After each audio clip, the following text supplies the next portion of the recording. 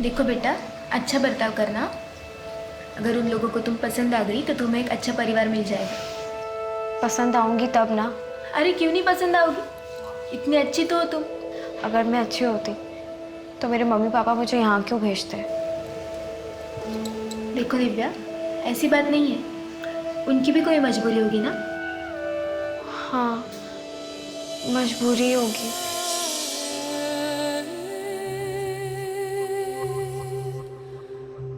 अच्छे से रहना और बीच बीच में मिलने भी आना।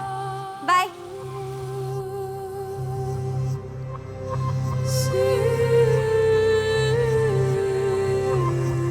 भैया कुछ खाने को दो ना।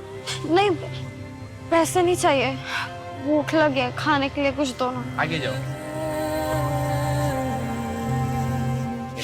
दीदी कुछ दो ना खाने के लिए।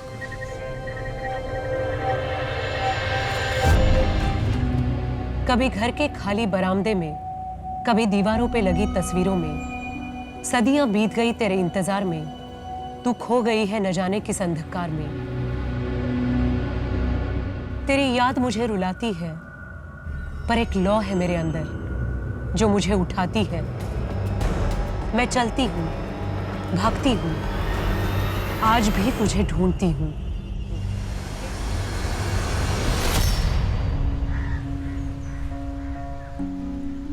पर मम्मी मुझे नहीं जाना है, और कल तो खुशी का बर्थडे भी है ना, उसने मुझे बुलाया है।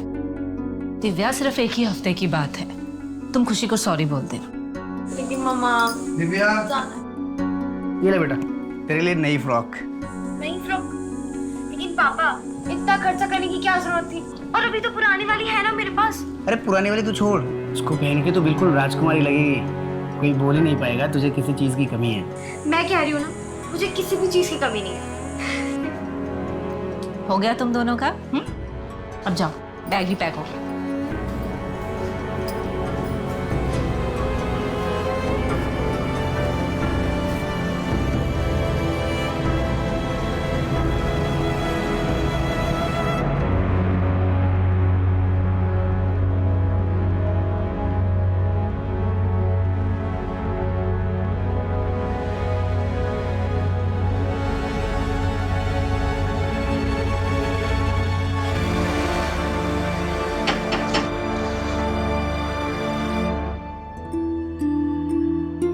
बेटा,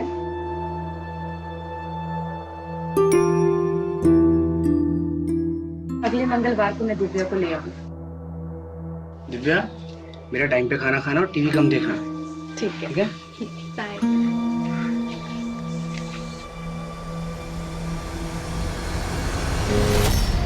अम्मी, मैं एक दिन और रुक जाऊं प्लीज।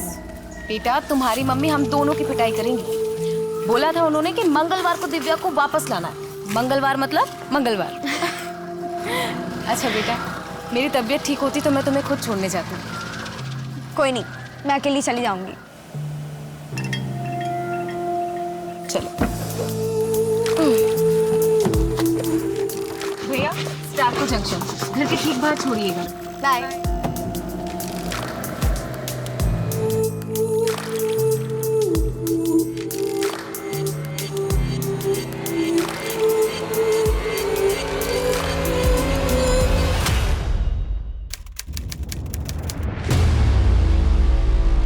झूठ बोल रही है फरजाना, वो मेरी दिव्या को अकेला छोड़ ही नहीं सकती।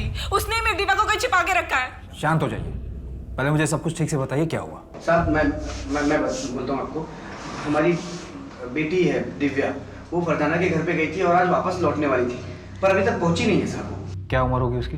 मेरी बेटी सिर्फ 13 साल की। ये फरजाना क्या लगती है आपकी? आप इतने सवाल क्यों पूछ रहे हैं? उस फरजाना को उठाइए और जेल में डाल दीजिए, तब बताएगी कि उसने मेरी बेटी दिव्या को कहाँ छिपा के रखा है। देखिए मैडम, हम ऐसे ही किसी को उठाकर जेल में नहीं डाल सकते, हमें अपने तरीके से काम करने दीजिए। आपकी बेटी दिव्या फरजाना के घर क्यों गई थी? सर, मेरी तबीयत ठीक नहीं थी, इसलिए मैं दिव्या को छोड़ने नहीं गई थी। ये प्रणय और सुनीता झूठ बोल रहे हैं, उन्होंने ही मेरी दिव्या को गायब किया। लेकिन क्यों? ये सवाल मुझे और मेरी टीम को हर वक्त परेशान कर रहा था। इस केस को सुलझाना उतना आसान नहीं था जितना दिख रहा था। इस केस ने हमारे सोचने समझने के तरीके को ही बदल दिया। इस केस की शुरुआत से ही हमारे जहन में एक सवाल था, कि आखिर उस दिन हुआ क्या था, कौन सच की चादर ओढ़ के हमसे झूठ बोल रहा था। यह हमारे सबसे मुश्किल केसेस में से एक था। सच को साबित करना तो दूर की बात थी, सच को समझने के लिए भी हमारे पास एक भी सबूत नहीं था।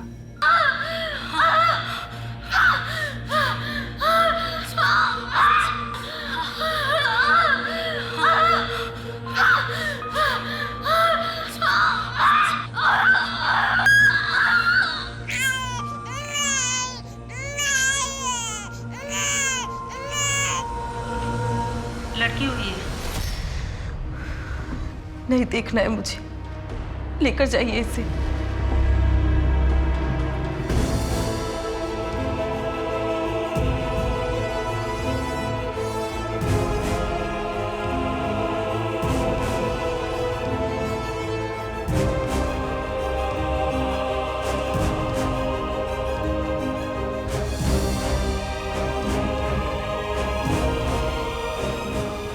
टाइम और माँ बाप का नाम? 12:28। माँ का नाम फरजाना और बाप का पता नहीं है, क्लोज्ड अडॉप्शन होगा। अरे पर माँ ने कुछ तो नाम दिया होगा। अरे शक्ल तक तो देखी नहीं।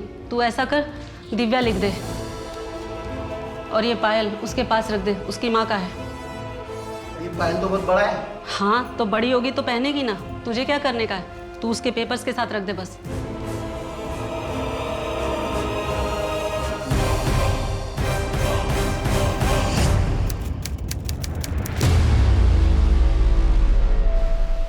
देखो बेटा, अच्छा बर्ताव करना। अगर उन लोगों को तुम पसंद आ गई तो तुम्हें एक अच्छा परिवार मिल जाएगा। पसंद आऊंगी तब ना। अरे क्यों नहीं पसंद आओगी, इतनी अच्छी तो हो तुम। अगर मैं अच्छी होती तो मेरे मम्मी पापा मुझे यहाँ क्यों भेजते?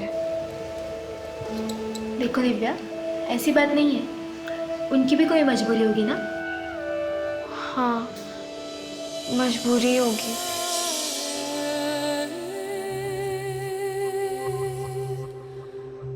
अच्छे से रहना और बीच बीच में मिलने भी आना। बाय।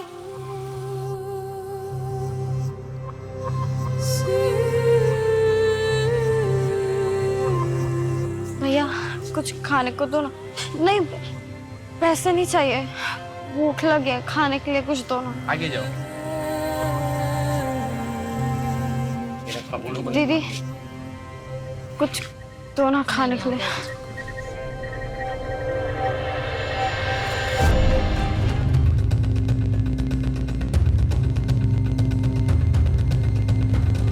पूरे ऑर्फनेज में सबसे शांत लड़की है दिव्या।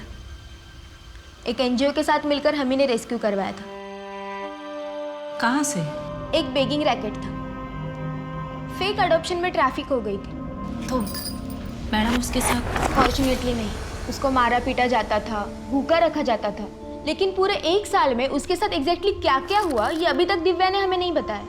लेकिन मैडम वो हमारे साथ घुल मिल तो जाएगी ना? प्यार हर जख्म भर देता है। अगर आप दिव्या का अडॉप्ट करते हो तो आपको कुछ काउंसलिंग सेशंस के लिए हमारे पास आना होगा। हमने रूल्स थोड़े से स्ट्रिक्ट कर दिए हैं, तो हमारे यहाँ से आपके घर रेगुलर विजिट्स होंगे।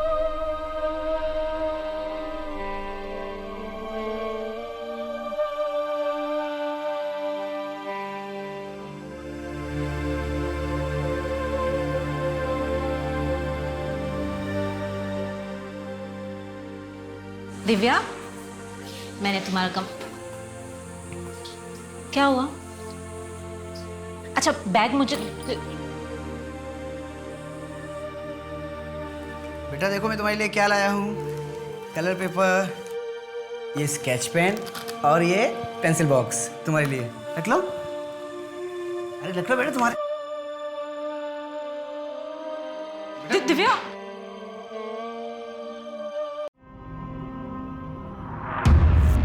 पण प्रणय अडॉप्ट करण्याची काय गरज आहे? अरे शुभम है ना, इसको तो अपना ही बेटा समझ। पण भाऊ, शुभम तो है ही। एक बच्चा और रहेगा घर में तो सुनीता का भी मन लगा रहेगा। कुछ भी कर, और एक बात का ध्यान रख, मैं मेरे बेटे का हक किसी और को मारने नहीं दूंगा। हाँ ठीक है, अगर वो तेरा खून होता तो मेरे को कोई फर्क नहीं पड़ता, पर अपनी खानदानी प्रॉपर्टी में मैं किसी और को हिस्सा लेने नहीं दूंगा। ऐसे लोग क्रिमिनल बनते हैं, और ये तो पता नहीं किसका गंदा खून है। ओ भाऊ, ऐसा बोलो नको। हाँ मैं आपकी इज्जत करता हूँ इसलिए बताने आया था, परमिशन लेने नहीं आया था आपसे। चल सुनीता, निक तो भी। एक मिनट प्रणव, भाव क्रिमिनल गंदी परवरिश से बनता है और मैं अपने बच्चे की परवरिश आपकी तरह बिल्कुल नहीं करूंगी। चलो प्रणव। मन तो बेटे का था, पर कोई नहीं, बेटी सही। अच्छा हो हमने बेटी अडॉप्ट की, अब राजीव भाव को कोई दिक्कत नहीं होगी। अरे तुम उनकी बात पे इतना गौर मत किया, उनकी बात का कोई सर पैर नहीं होता। इसलिए बताओ, दीदी तुम्हारे साथ कुछ फ्री हुई? अभी तो नहीं, थोड़ा वक्त तो लगेगा ना उसे। दीदी के अच्छे से स्कूल में एडमिशन करवा दो, अपनी उम्र के बच्चों के साथ मिलेगी तो जल्दी खुल जाएगी। अच्छा प्रणय, उसका एडमिशन इंग्लिश मीडियम स्कूल में करवा दे, जहाँ पे वो पाटिल भाई है ना, उनकी बेटी जाती है खुशी, वहां पर। हाँ ठीक है, करवा देंगे। काय सगळे सांग मला, काय सगळे? पिछले 8 महीने से कंपनी में एक भी डील नहीं हुई, फोकट की पगार ले रहा है तू। आओ गाली मत दीजिए, मैं कोशिश तो कर रहा हूँ ना। कोशिश कर रहा है बरोबर, पर अपने लिए कोशिश कर रहा है तू। कंपनी के नाम पर जो डील आती है तू अपने नाम पे लेता है। तेरे नाम तो FIR करना चाहिए मुझे। हाँ वो मेरा अलग से काम है, मेरे अपने कॉन्ट्रैक्ट्स हैं। मैं तेरे को इधर बैठाया, नौकरी पे रखा, तेरे को ट्रेनिंग दी, अभी मेरे को गणित सिखा रहा है तू। ढप बस, अभी अपना सामान पैक करो, निकल इधर से।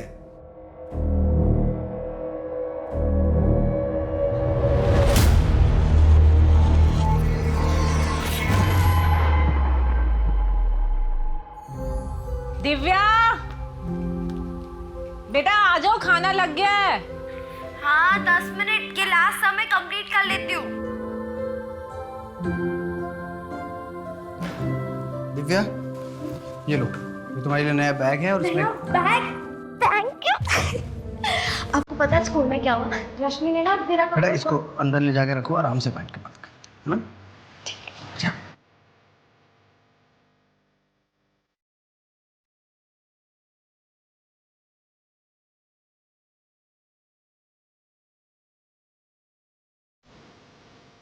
अच्छा मैं क्या सोच रही थी कि दिव्या का एडमिशन किसी सस्ते स्कूल में करवा दे।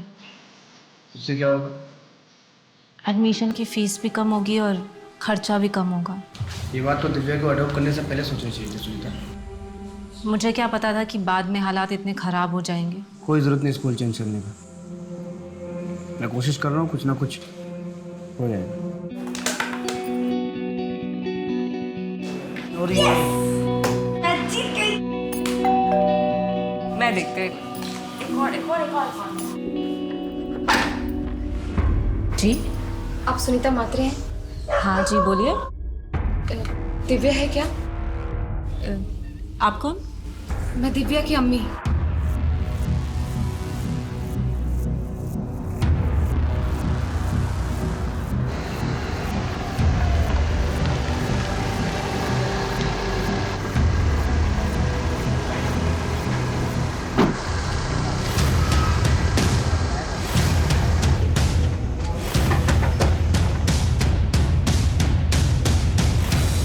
हाँ सर, मेरे को सिर्फ इतना याद है, इस लड़की को जिधर छोड़ा था उधर कोई तो था जिसने दरवाज़ा खोला था।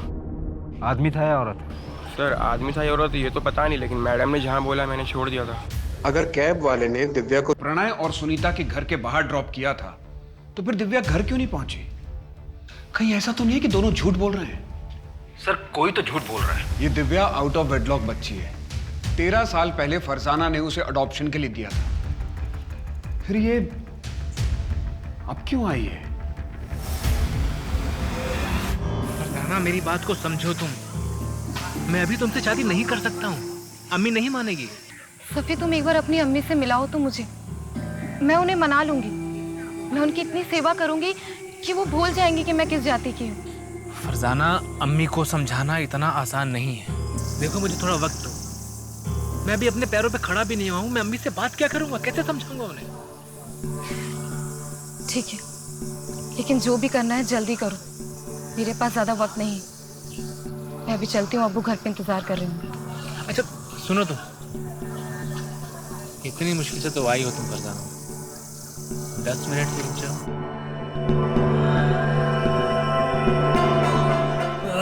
अब्बा, मैं आपके लिए दवाइयाँ ले आई हूँ। चलिए। मुर्तजा फिर से आया था। वो बिना दहेज निकाह करने को तैयार है। उसकी बस एक ही शर्त है कि निकाह के बाद नकाब पहनना होगा। अब्बा, वो होता कौन है शर्त रखने वाला? मुझे निकाह नहीं करना। अब दवाई पीजिए। बहुत डर लग रहा है। पुलिस आएगी तो बाल की खाल निकालेगी। कहीं घबराहट में मुंह से कुछ निकल गया तो क्या करूं? निकल जाऊं क्या? ठीक है।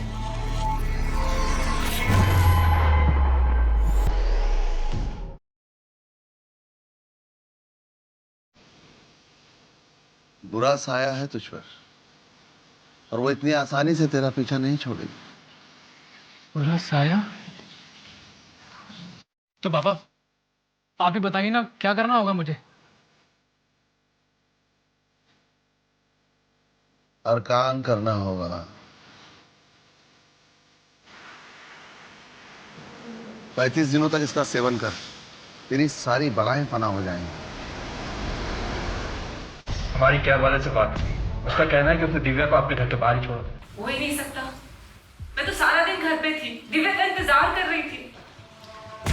आप दोनों को किसी पर शक है? नहीं, हमें किसी पर शक नहीं है। और दिव्या को गायब करके किसी को क्या मिलेगा? सर, मैं बोल रही हूँ वो फरजाना ही है। उसने ही मेरी बेटी दिव्या को कहीं छिपा के रखा है। अगर फरजाना ने ऐसा किया भी होता तो वो खुद क्यों नहीं गायब हो गई? ताकि साहब उस पर किसी को शक ना हो। और देखिए ना, हो भी वैसा ही रहा। आपको उस पर नहीं, हम पे शक हो रहा है। साहब हम झूठ क्यों बोलेंगे? वो तो हम पता कर लेंगे कौन और क्यों झूठ बोल रहा है।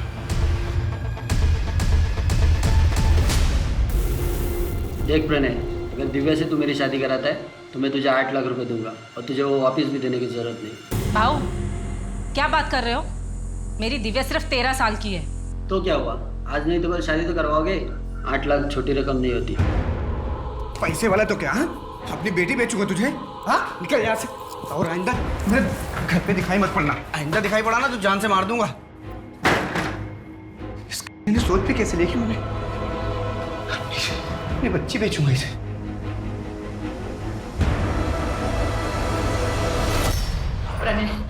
प्रणय, मुझे मेरी दिव्या चाहिए। हम ऐसा करते हैं, हम फरजाना के घर जाते हैं, उससे बैठकर बात करते हैं, जो भी प्रॉब्लम है ना उसको सुलझाते हैं। लेकिन मुझे मेरी दिव्या चाहिए। दिव्या चाहिए मुझे मेरी।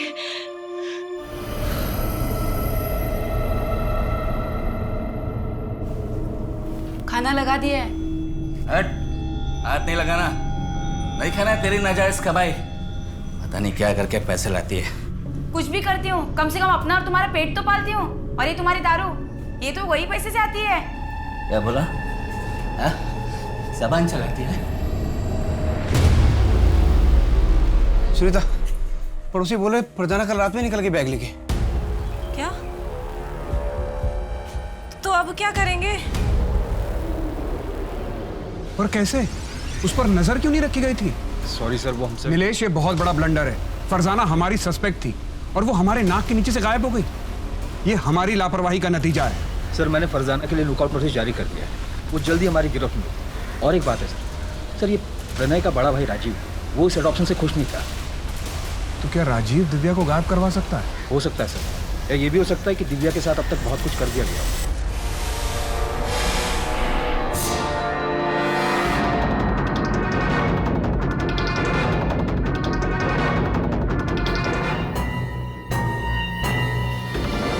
जी, मुझे अडॉप्शन से प्रॉब्लम था, लेकिन जब लड़की अडॉप्ट हुई तो फिर मुझे क्या प्रॉब्लम? सुनीता और प्रणय का जो कुछ भी है वो रखे वो। अब उनके पास पहले कुछ नहीं है तो वो जाने। मतलब? प्रणय का बिजनेस काफ़ी डाउन हुआ है और मुझे पूरा यकीन है सर, अब प्रणय भी पछता रहा होगा उस दिव्या को अडॉप्ट करके। और सर, रही मेरी बात, मुझे उस दिव्या से क्या प्रॉब्लम होगा? मेरे बेटे को हमारी जायदाद में से उसका हक मिल जाएगा और मुझे क्या चाहिए? 19 नवंबर को तुम कहाँ थे? मैं मेरे घर पे ही था, मेरा बेटा भी था। अब चाहे तो हमारे पड़ोसियों से पूछ सकते हैं, किसी ने तो देखा ही होगा। क्या तुम्हें लगता है कि प्रणय कुछ कर सकता है? सर, प्रणय मेरा छोटा भाई है, मुझे नहीं लगता कि वो दिव्या के साथ ऐसा कुछ भी करेगा। लेकिन हाँ, वो जो उसकी माँ है ना, वो ज़रूर कुछ कर सकती है। तुम्हें इस बात से कोई प्रॉब्लम नहीं थी कि दिव्या की माँ दूसरे धर्म की थी? नहीं सर, मुझे क्या लेना देना, अभी तो सुनीता और प्रणय ही जाने।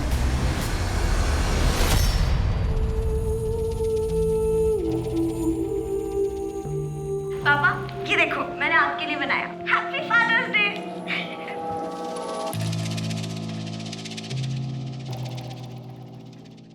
कैलाश भाऊ, पैसों की जरूरत थी, थोड़ा कैश मिल सकता है क्या?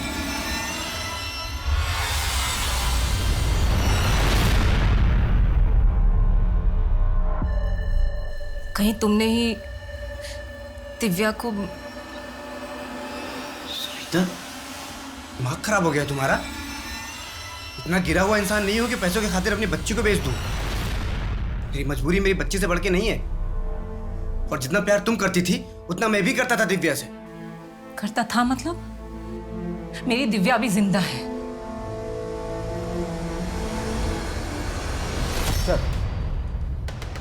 सर, प्रणय और सुनीता को दिव्या के लिए रिश्ता है।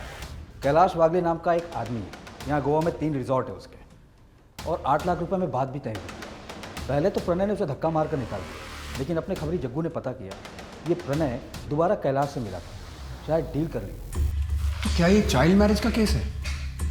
कहीं ऐसा तो नहीं कि प्रणय ने मौके का फायदा उठाया ताकि सबको ये लगे कि ये सब कुछ फरजाना ने किया है? और ये भी हो सकता है कि प्रणय और फरजाना दोनों मिले हों। ये फरजाना इंदौर से है ना? जी सर, उसका एड्रेस भी हमारे पास, मेरी लोकल पुलिस से बात भी हुई है। नहीं नीलेश, तुम खुद इंदौर जाओ और इस फरजाना की कुंडली निकालो। 1 महीना बीत गया है और हमारे पास दिव्या की कोई खबर नहीं।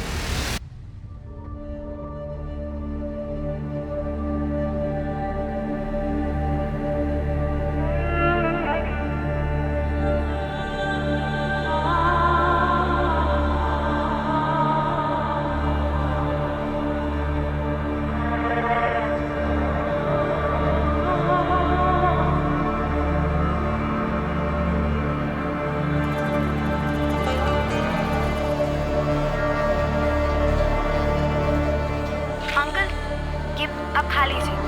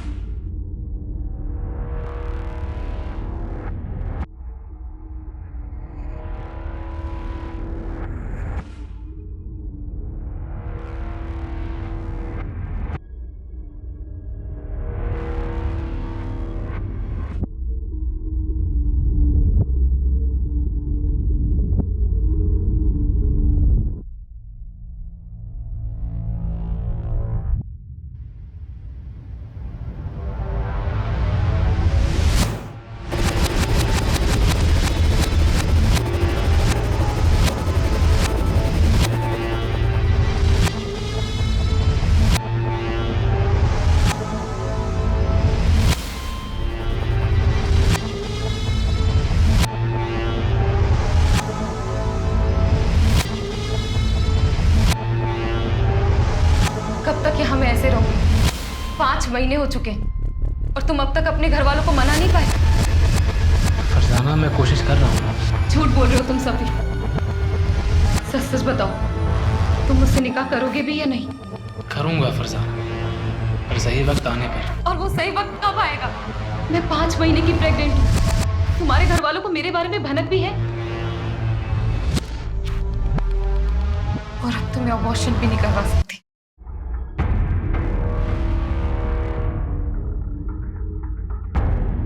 और कब तक यहाँ रहना होगा? फरजाना, जब तक पुलिस मामला रफा दफा नहीं कर देती है तब तक।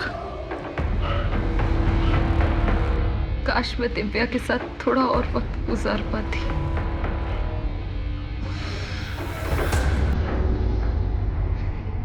सर, फरजाना ने यहाँ गोवा के मृणाल नर्सिंग होम में दिव्या को जन्म दिया और उसी दिन अडॉप्शन के लिए भी दे दिया। जब फरजाना को बच्ची चाहिए ही नहीं थी तो फिर वो वापस आई क्यों? सर, ये तो फरजाना से ही पता चला। अगर वो हमें मिली तो एक बार वापस सबसे बात करते हैं, शायद हमसे कुछ छूट रहा हो।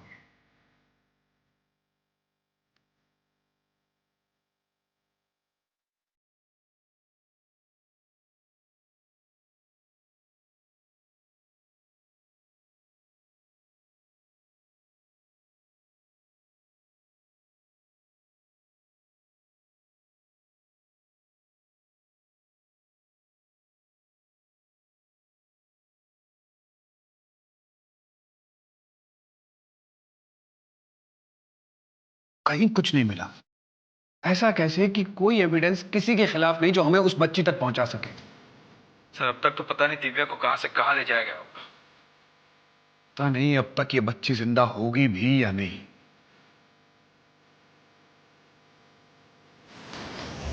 6 साल बीत गए लेकिन दिव्या का कहीं पता नहीं चला। 1 साल बाद पुलिस भी दूसरे केसेस में उलझ गई और दिव्या मिसिंग केस फाइलों के नीचे दब गया।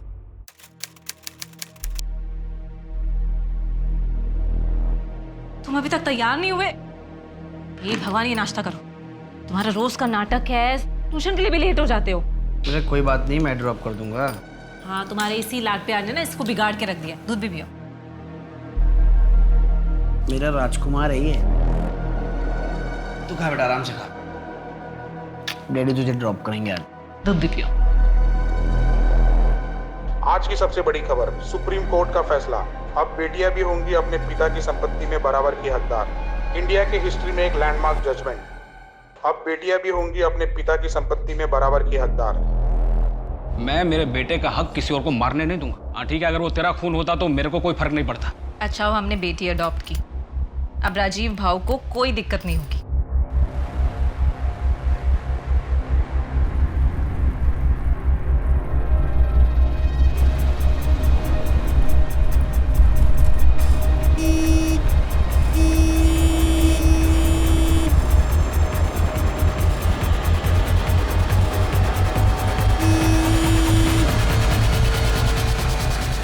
अरे भाई क्या कर रहे हो? बीच पे खड़े हो, साइड में लो ना। भाऊ गाड़ी बंद पड़ गई है भाऊ। अरे गाड़ी खराब हो गई है तो साइड में लो ना, बीच में कहाँ खड़े हो? मेरी बात सुनो ना भाऊ, बात सुनो ना।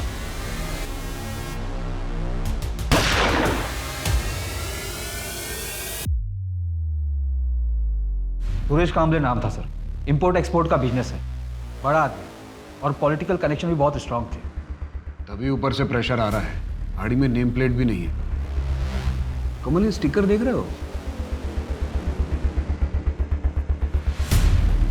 कॉमन नहीं है। मैंने इसे स्टिकर और बाइक की फोटो सर्कुलेट करवा दी।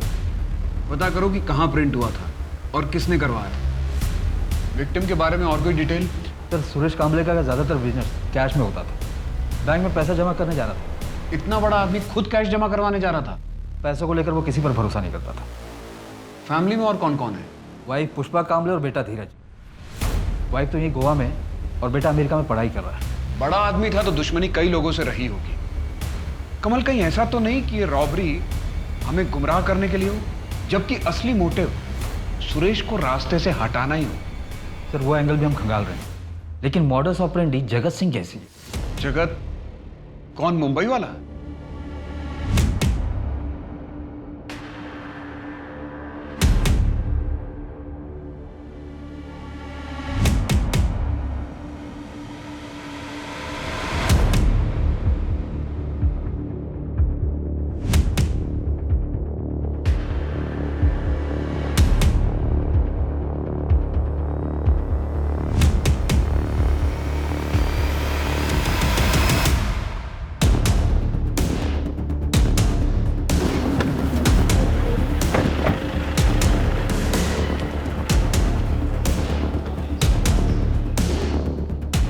टिप तो सही मिली। जग्गू को फोन कर। हाँ जग्गू, स्कूटर तो मिल गई है। वो दोनों कहाँ पर हैं? आप रेस्टोरेंट में आ जाओ, यहाँ दोनों चिल मार रहे हैं।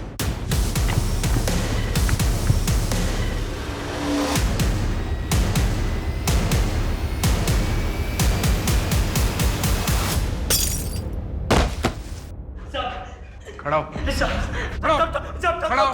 अपना मुंह खोल और बता किसके कहने पे मारा सुरेश कांबले को? बोल। नहीं जानता मैं किसी सुरेश कांबले को। सब नहीं जानता? अच्छा, अब तुम दोनों को कोई नहीं जानेगा। कमल, इन दोनों की ऐसी हालत करो कि इन दोनों को कोई पहचान न सके। मैं बताता है साहब, मैं बोले मुझे मत मारो साहब, मैं बोलता है साहब। गोवा के बंदे नहीं दी थी सुपारी। कौन? कहाँ मिलेगा? वहीं पे जहाँ से हमें उठाया था सर।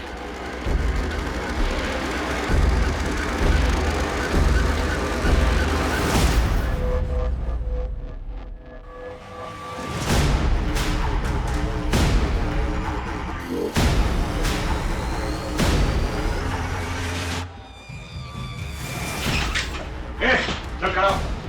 क्या कर रहा है? खड़ा हो। क्या कर रहा है? अरे खड़ा। कहाँ ले जा रहे हैं? बात सुनिए, पूरे घर को चेक करो। कहाँ ले जा रहे हैं? क्या कर रहे हैं आप? कहाँ ले जा रहे हैं? मेरी बात सुनिए।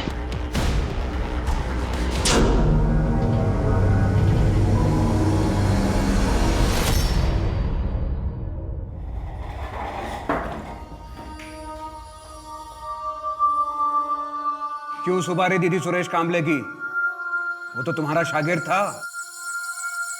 कर्म अच्छे कर, ऊपर वाले का यही फरमान है तेरे लिए। अगर अगले 2 सेकंड में अपना मुंह नहीं खोला ना तो उसी ऊपर वाले के पास भेज दूंगा। तेरा ये गुस्सा ही तेरा सबसे बड़ा दुश्मन है और यही एक दिन तुझे जानने मिलेगा। बता, इतना कैश कहां से आया तेरे पास?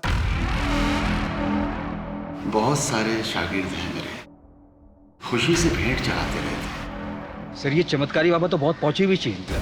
रहता तो एक छोटी सी झोपड़ी में, पर यहाँ गोवा से लेकर इंदौर तक बड़ी बड़ी बिल्डिंगों में इन्वेस्टमेंट है इसका, और सब कैश में। एक काम करो, एक लिस्ट निकालो कि इस बाबा ने कहां कहां इन्वेस्ट किया है। सर मैंने ऑलरेडी निकाला, ये देखिए सर, ज्यादातर हॉस्पिटल्स और नर्सिंग होम में इन्वेस्टमेंट किया है। कहीं ऐसा तो नहीं कि इस बाबा और सुरेश कामले के बीच में पार्टनरशिप हो?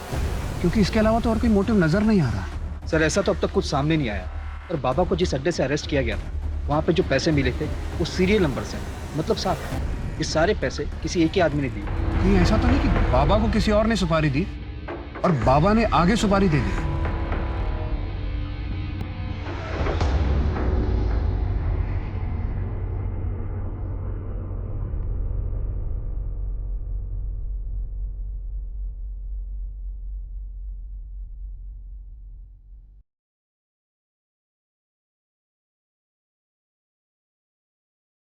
टाइम और भाव आपका? 3:24। माँ का नाम पारुल शर्मा, बाप का पता नहीं।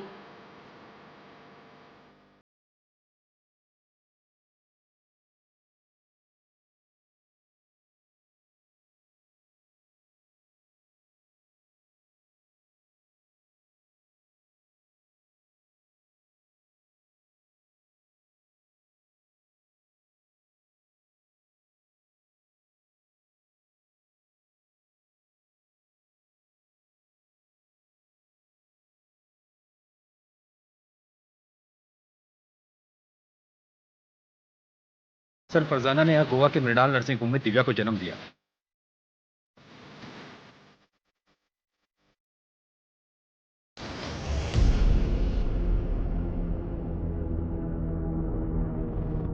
इसे जानते हो? इसे जानते हो?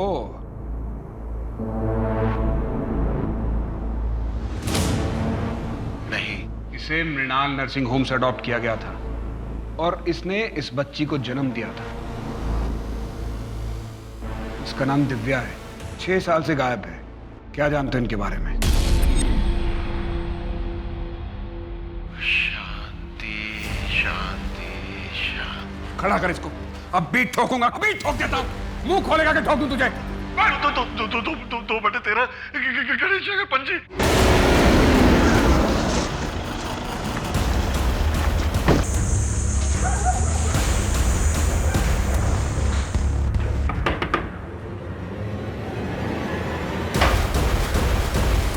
खत्म हुआ चूहे बिल्ली का खेल। बहुत साल घुमाया तुमने। फरजाना, मेरे पास एक प्लान है, सुनो, बैठो, ध्यान से सुनना। हम एक काम करते हैं कि हम ये बच्चा एक अस्पताल में दे देते हैं। क्या बोल रहे हो तुम सफी? मैं अपना बच्चा किसी को नहीं दूंगी। फरजाना मेरी बात ध्यान से तो सुनो। देखो, एक चमत्कारी बाबा की वजह से मुझे एक अस्पताल के बारे में पता पड़ा है। हम ये बच्चा वहाँ दे सकते हैं, वही बच्चा रख लेंगे और डिलीवरी होने तक तुम भी वहाँ रह सकती हो। हम जब निकाह कर लेंगे फिर ये बच्चा वापस ले लेंगे। और ना ही मेरा सफ़ी से कभी निकाह हुआ और ना ही मैं अपनी बच्ची को ले पाई। फिर मुझे पता चला कि सफ़ी को HIV है। मैंने अपना टेस्ट करवाया तो मैं भी पॉजिटिव आई। मौत को इतने करीब से देखने के बाद मेरे अंदर की ममता जाग गई। सोचा बच्ची कुछ ही जिंदगी अपनी बच्ची के साथ गुजार पाऊं, पर दिव्या आप कहाँ हैं? क्या? क्या वो जिंदा है? मैं तो सोच रही थी कि वो उन दोनों के साथ खुश है। मुझे लगा था कि उन दोनों ने दिव्या का किडनैप करवाया ताकि वो मुझे फंसा सके। इसीलिए मैं उनके रास्ते से खुद हट गई ताकि वो तीनों खुश रह सके।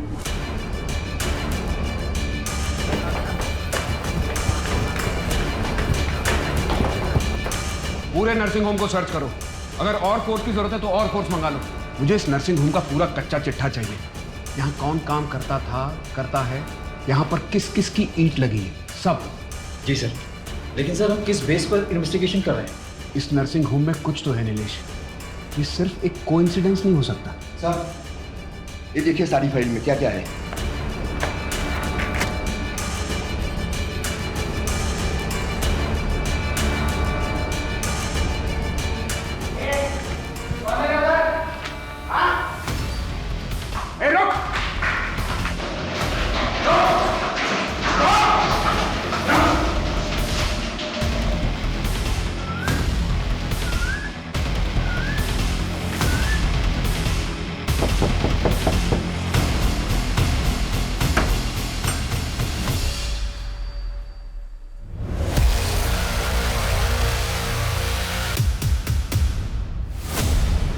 फरजाना, ये सब क्या है?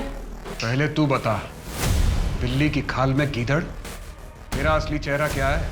क्या बकवास कर रहे हैं आप? तुमने दिव्या को बचपन में अडॉप्शन के लिए नहीं, ट्रैफिक किया था।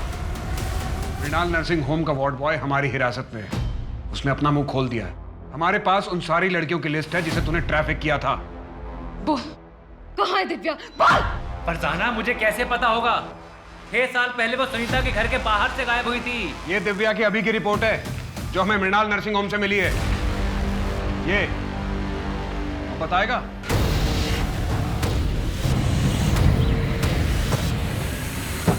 कौन हो आप? क्या हो रहा है ये? कौन हो आप? ये क्या कर रहे हो?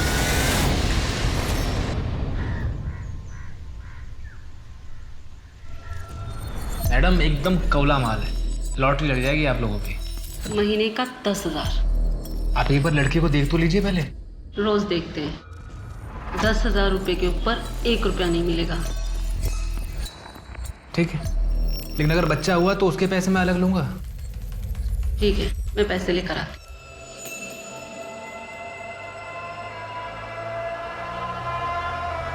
इसका नाम गौरी है। जाओ। प्लीज मुझे जाने दो। प्लीज मुझे जाने दो। दिव्या मुझे कभी नहीं चाहिए थी, वो अनचाही बच्ची थी। मैं बस फरजाना के साथ रहना चाहता था, लेकिन फरजाना को दिव्या चाहिए थी। इसलिए मैंने एक ऐसा रास्ता निकाला जिससे मेरे पास पैसे भी आ गए और दिव्या से छुटकारा भी मिल गया। तो जैसा खुदगर्ज इंसान मैंने आज तक नहीं देखा, जिसने अपने फायदे के लिए अपनी बेटी को एक नहीं 2-2 बार दलदल में धकेला। उसे एक अच्छा घर मिल गया था ना, लेकिन तूने उससे वो भी छीन लिया। तुझ जैसे लोगों को तो बाप कहलाने का हक ही नहीं है। सर, दिव्या मेरा खून जरूर थी, लेकिन मैं उसका बाप नहीं था। फरजाना, बोल, कहाँ है मेरी दिव्या? वरना चीर दूंगी तुझे। चाकू नीचे करो। मैं इसे नहीं छोड़ूंगी। बोल दिव्या कहाँ है? बोल। फरजाना, सिर्फ यही है जो हमें दिव्या तक पहुंचा सकता है। अगर इसे कुछ हो गया तो शायद हम दिव्या तक कभी ना पहुंच सके। चाकू दे दो, छोड़ो इसको। सर, मैं आपको लेके चलता हूँ जहाँ पर बच्ची को रखते हैं, लेके चलता हूँ। सर, यहीं पर है। कहाँ पे? दिव्या, दिव्या,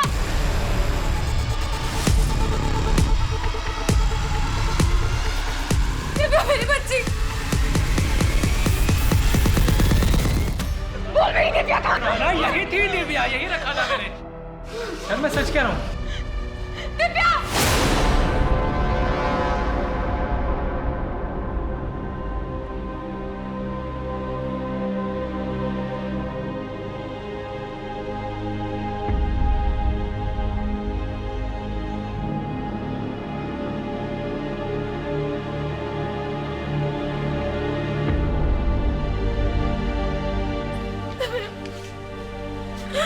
मेरी बच्ची। मुझे तुम लोगों से अब कोई लेना देना नहीं है। लेकिन बेटा, मैंने कुछ नहीं किया है। मैं कुछ भी नहीं जानती थी। पैदा होते ही मुझे फेंक दिया, और जब मेरी जिंदगी में एक उम्मीद की किरण आई तो तुम अंधेरा बनकर आ गए। अगर तुम मेरी जिंदगी में ना आती तो मेरे साथ ये सब कुछ नहीं होता। बेटा, मैं इसमें शामिल नहीं थी।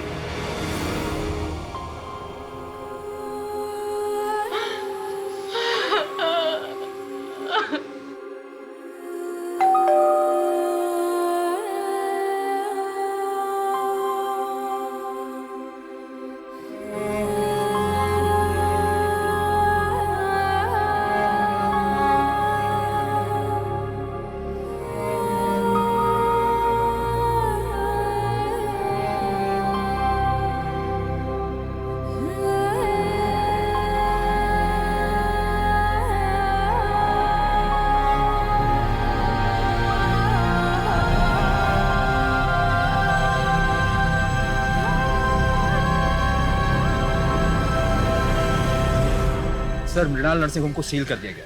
पिछले 25 साल से गोरख धंधा वहाँ चल रहा था। कुछ औरतें अपनी मर्जी से आती थी, फरजाना जैसे, उन्हें स्मूथ कॉलम में रखा जाता था, और कुछ खरीदी जाती थी दिव्या के जैसे, उन्हें डिफिकल्ट कॉलम में रखा जाता था, फिर उन्हें प्रेग्नेंट करके उनके बच्चों को बेच दिया जाता था। बाबा ने अपना मुंह खोला कि सुरेश कामले की सुपारी किसने दी थी। आपने जब से उसका सत्य से परिचय करवाया और ऊपर जाने का मार्ग खोला, तब से वो तोते की तरह बोल रहा है। उसने बताया कि सुरेश की सुपारी उसके बेटे धीरज ने दी थी अमेरिका से। सर, मैंने अमेरिकन एम्बेसी में बात की और प्रत्यार्पण के लिए भी रिक्वेस्ट डाली। नीलेश, इस दुनिया में कैसे कैसे लोग हैं। एक बेटी बिना माँ बाप के इस दुनिया में कितना कुछ झेलती है, और एक बेटा जिसे उसके बाप ने दुनिया के सारे सुख चैन दिए, वो अपने बाप की हत्या करवा देता है। सर, आप दिव्या को कभी भूले ही नहीं थे ना?